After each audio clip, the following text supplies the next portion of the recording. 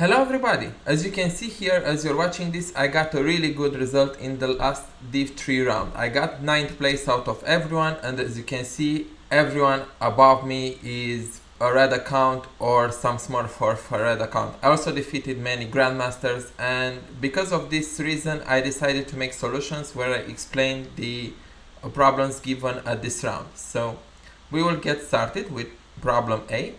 In problem A, we have a store and we want to buy n yogurts, and we know that we can buy either one for A or two for B. So we want to buy n yogurts, and here we have two cases basically. We either want to buy everything using the individual price of A barrels, or we buy as many as possible in quantities of 2 for B. So all we need to do is just to check these two cases and we are good to go. As you can see here, this is the case where we take only one of them, and this is the case where we take both of them, like as many as possible with 2 and everything else with 1, and that would bring us to the answer. This was a very simple math problem, and it's supposed to be solvable in a few minutes, or even as you see here, I solved it in 53 seconds. So a really fast submission where I read the problem, I wrote the code, and I tested it in 53 seconds. So let's go with the next problem. So with problem B. In problem B, we have a progressive square, and we are given the definition of what a progressive square is. And we want to find now, based on the n squared numbers we have, if we can make an actual progressive squares with the parameters c and d. And n is not that big, and we can literally construct the grid square by square. We can start with the top left corner, which is the easiest to find, and in order to find the top left corner, we just need to find the smallest value in the grid. And the very important property is that we can use this top left value in order to find everything on the first line, because we know that we will have to add d every time. Like you see here, 1, 4, 7. And we can keep doing this line after line, and this will help us find the entire grid. And in order to implement this, you can go about using some sets, or you can even rely on some sorting. There might be more simple solutions out there, but using sets was the thing which made the most sense for me. And this is what I will show in the solution aforementioned. So I put everything in a multiset, and for each line I found the smallest value. Of course, there is a special case for the very first line, and every time I would stumble into something that doesn't show up, I would say that no, this is not possible, and otherwise I just construct it square by square. So here, very important to be careful about these cases. And at the end, if nothing went wrong, we print yes, otherwise we print no. There might be more simple solutions, but this one is a solution that's very easy to implement as well. So I solved this very fast, as you can see again, and this helped me get accepted. Now let's move on to problem C. So here, problem C. In this problem, we want to find, we have a ship that's attacked k times. And we know that at each step we alternate the attacks. So we either attack the leftmost ship or the rightmost ship, and of course if a ship is destroyed, we don't count it anymore. And this problem once again reduces to two cases, because we can't simulate the process. K is far too big for that. 10 to the 15 will never fit into the time limits. And we want to think at something that can help us speed up the process. So in this case, we can see that if the sum of the values is smaller or equal than k, everything will be destroyed. And there is no point in trying anymore. We know that everything is destroyed.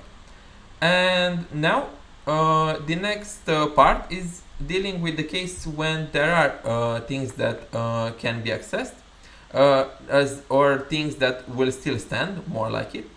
And in order to do that, we can simulate the process in a smart way, because we know that given that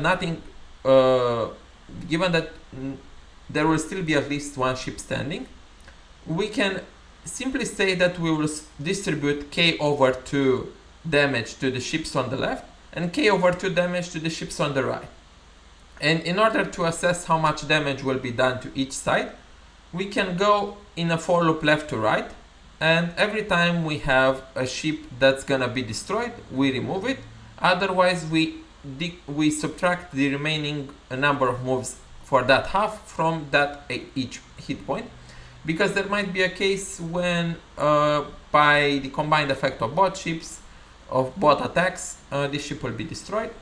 And the same goes for the right half, where we go right to left, and as you can see, we can destroy the tree, and then we can't destroy much more if k isn't too big.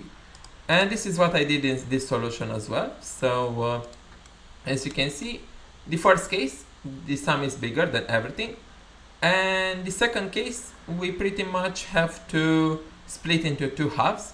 And as you can see, the traversals are very similar in fashion.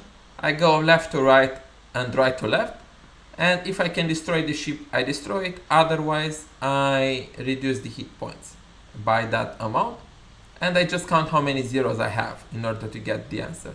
Again, something that can be implemented very fast, and you just need to be careful about the fact that we can't simulate, and that once we remove this case, it gets very easy from here. So once again, a very fast solution.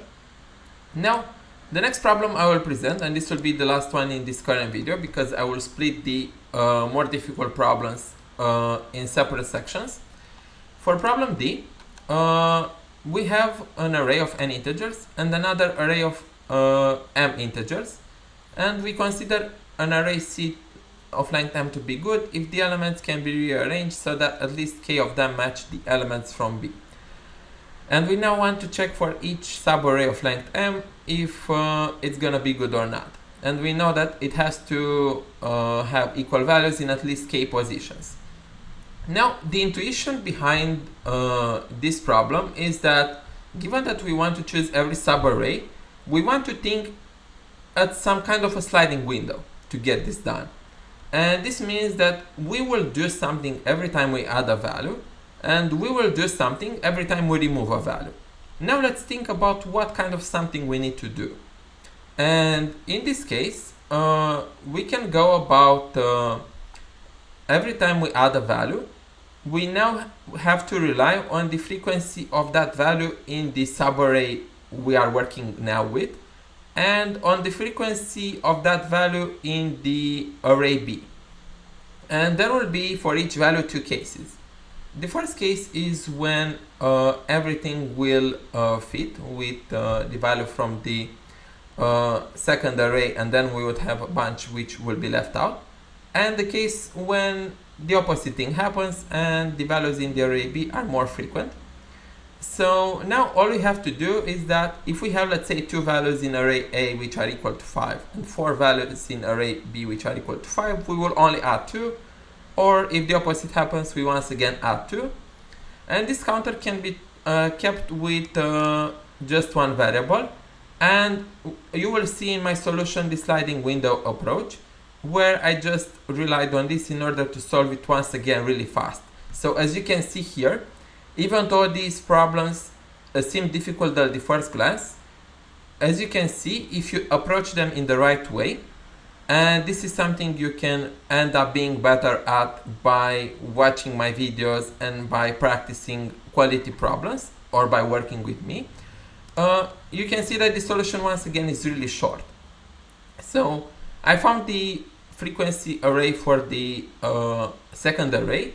I could have done it without a map, but given that the constraints were fairly small, I didn't bother because I wanted to solve it as fast as possible, because after all, getting a top 10 in div 3 is not an easy feature.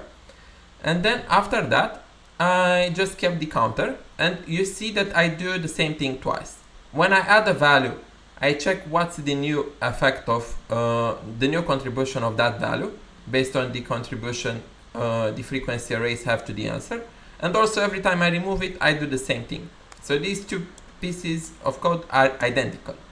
And of course, if the counter is at least k and we have at least m values added, we add 1 to the answer. And once again, you can see that I've been solving the first couple of problems very fast. So these problems took me only 10 minutes to solve, 11 minutes actually.